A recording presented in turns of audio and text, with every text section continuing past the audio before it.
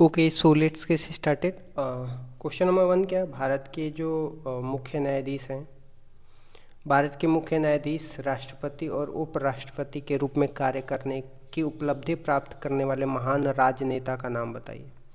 जब हम बात करते हैं एक ऐसे महान राजनेता की जो मुख्य न्यायाधीश भी रहे हैं, राष्ट्रपति भी रहे हैं और उपराष्ट्रपति भी रहे हैं, तो उनका नाम न्यायमूर्ति एम हिदायतुल्लाह है।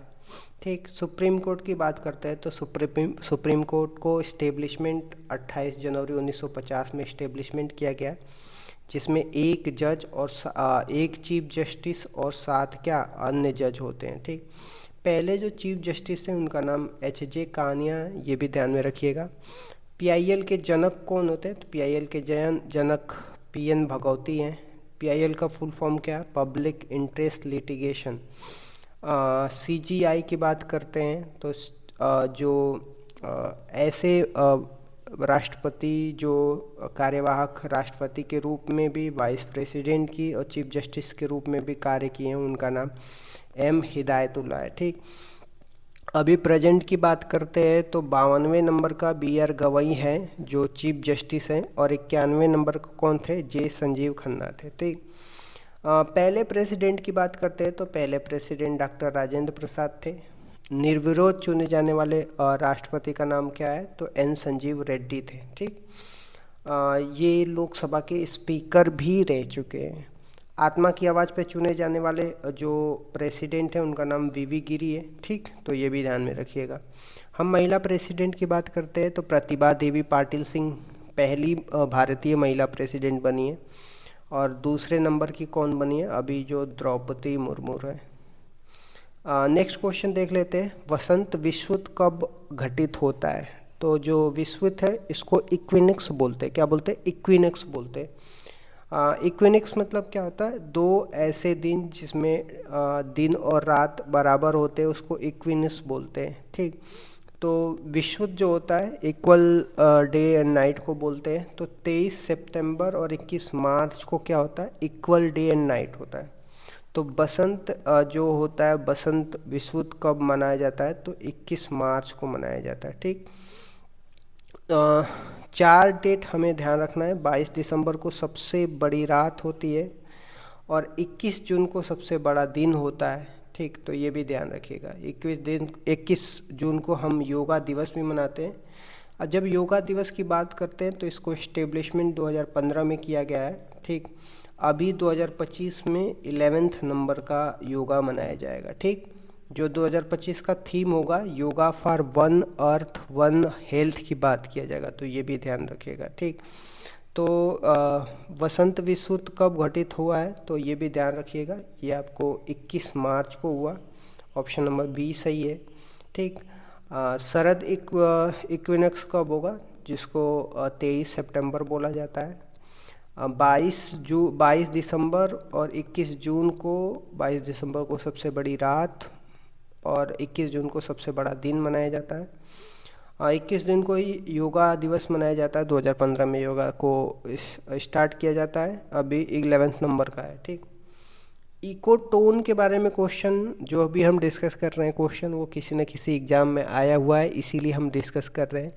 इकोटोन की बात कर रहे हैं तो इकोटोन का क्या अर्थ होता है? तो इकोटोन वह क्षेत्र होता है जहाँ दो जयमंडल मिलता है। सपोज करिए ये पहला जयमंडल है, ये दूसरा, तो ये वाला जो एरिया होगा इसको क्या बोलेंगे? इकोटोन बोलते हैं। क्या बोलते हैं? इकोटोन बोलते हैं। ठीक।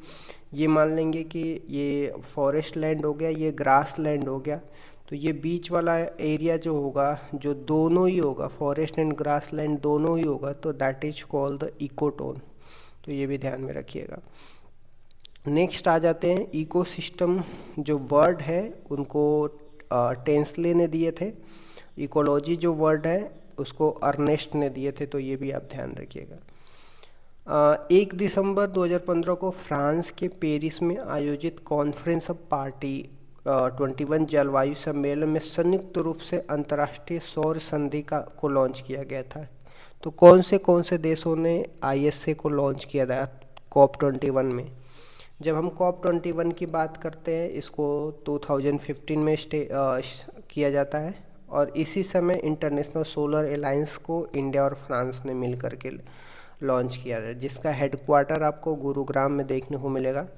अब इसी समय हमें कुछ और भी बातें ध्यान में रखना है। COP28 कहाँ पे हुआ था? यूएई में हुआ था। COP29 कहाँ पे? बाकू अजरबैजान में। कहाँ पे? बाकू अजरबैजान में। COP27 शर्म एल शेख इजिप्ट में हुआ था, तो ये भी ध्यान में रखिएगा। COP27, COP28, COP29, these are the some important point. Conference of party 21 में इंडिया और फ्रांस ने मिलकर के ISA को इस्टेब्लिशमेंट किया था, जिसका हेडक्वार्टर गुरुग्राम में। ठीक। अपनी समृद्ध संस्कृति विरासत के रूप में प्रसिद्ध भारत का पहला यूनेस्को साहित्य का शहर निम्नलिखित में से कौन सा है? तो यूनेस्को का साहित्य का शहर की जब हम बात करते हैं तो इसमें ऑप्शन लखनऊ, जयपुर, भोपाल, कोझिकोड है। तो इसका राइट ऑप्शन कोझिकोड होगा। कोझिकोड जो है भारत का समृद्ध सांस्कृतिक विरासत शहर के रूप में यूनेस्को ने क्या किया है, इसको लिस्ट किया है।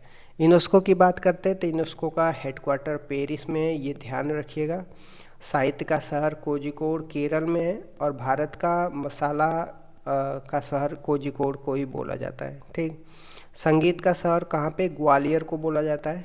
जो यूनेस्को ने संगीत का शहर किसको घोषित किया है? ग्वालियर को। वेटलैंड का शहर उदयपुर और इंदौर, 2 शहर को घोषित किया गया यूनेस्को के द्वारा। ठीक। अक्टूबर 2024 तक प्राप्त जानकारी के अनुसार भारत में यूनेस्को के कितने धरोहर स्थल हैं? तो जब हम यूनेस्को की धरोहर स्थल की बात करते हैं, टोटल 43 नंबर है। कितना? 43 नंबर है। 43 में आपको 35 जो है आपको सांस्कृतिक है, 7 जो है प्राकृतिक है, और 1 जो है मिक्स है। ठीक। यूनेस्को की अभी 2024 में मीटिंग दिल्ली में हुई है, 2025 सोफिया बुल्गारिया में हुई है, ये भी ध्यान रखिएगा। ठीक। तो यूनेस्को की भारत में टोटल कितनी है? 43 है। 35 क्या है ये आप याद कर लीजिएगा, 35 7 1 करके याद कर लीजिएगा। 35 जो है सांस्कृतिक है, 7 प्राकृतिक है, और 1 मिक्स है। मिक्स में कौन सा? कंचनजंगा जो है यूनेस्को के विश्व धरोहर स्थल है। ठीक। कुछ इम्पोर्टेंट विश्व धरोहर स्थल जो अभी शामिल किया गया है उसको ध्यान में आप रखिएगा। 43 नंबर पे मोइदम है। मोइदम क्या है? अहोम डायनेस्टी का काब्रिस्तान है। ठीक। इसके जो कुछ इम्पोर्टेंट जो सेनापति होते थे उनका नाम था लचित बोरफुकन है, वो अहोम डायनेस्टी के इम्पोर्टेंट सेनापति है। ठीक। इन्हीं का एक स्टेचू भी बनाया गया है, जोरहट आसाम में बनाया गया है, जिसको स्टेचू ऑफ वेलोर के नाम से जाना जाता है। स्टेचू ऑफ वेलोर, क्योंकि ये तो हमें मोइदम के बारे में पता चल गया। 42 नंबर पे एग्जाम में आया था। 42 नंबर का कौन सा है? तो होयसलेश्वर है। कहाँ पे? कर्नाटका में, होयसलेश्वर टेम्पल। ठीक। 41 नंबर पे शांति निकेतन है, वेस्ट बंगाल में। 40 नंबर पे धौलावीरा है, गुजरात में। और 39 नंबर पे रमप्पा मंदिर है, तेलंगाना का। तो these are the some important UNESCO के world heritage site, you have to keep in mind that. Okay. पूरे वर्ल्ड में यूनेस्को के वर्ल्ड हेरिटेज साइट में किसका रैंक फर्स्ट है? तो इटली का है, और इटली में टोटल 80 वर्ल्ड हेरिटेज साइट है। इटली में कितने हैं? टोटल 80 वर्ल्ड हेरिटेज साइट है। इंडिया का नंबर कौन है? इंडिया का नंबर 6 है, और भारत में कितनी है? 43 है। कि कैसे? 35 + 7 + 1। ठीक। ये आपको ध्यान में रखना है।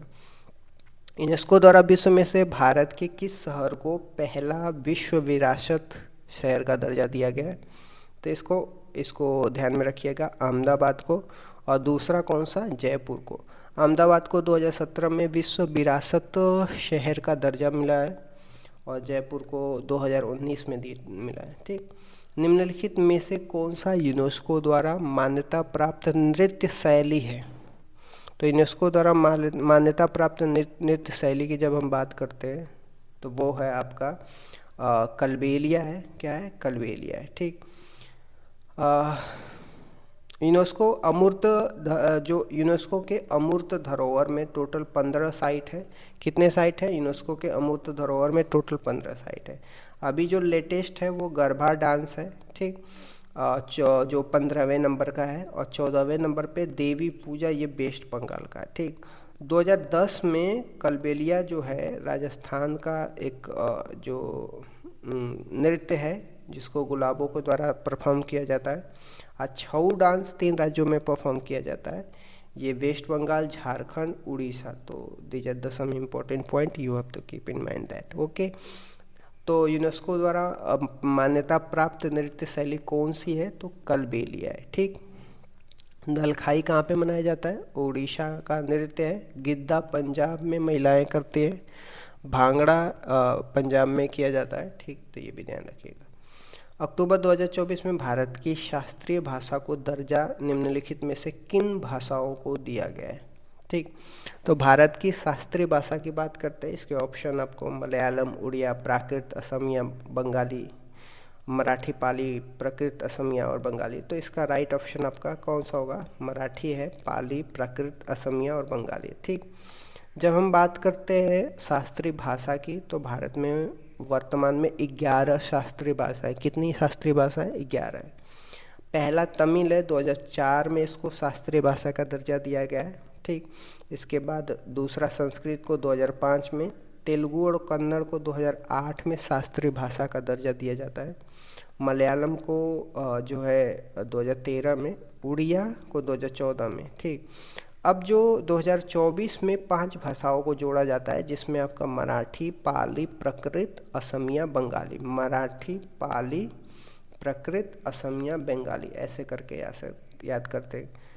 ठीक, मराठी, पाली, मराठी, पाली, मराठी को मलयालम से कंफ्यूज नहीं होना है। मराठी हो गया, पाली, प्राकृत, असमिया, बंगाली। तो दीज आर द 5 लैंग्वेज जिसको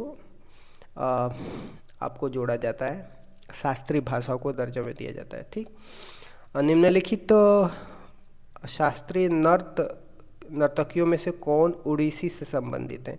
तो उड़ीसी डांस उड़ीसा में होता है और यहाँ पे इम्पोर्टेंट डांसर कौन है?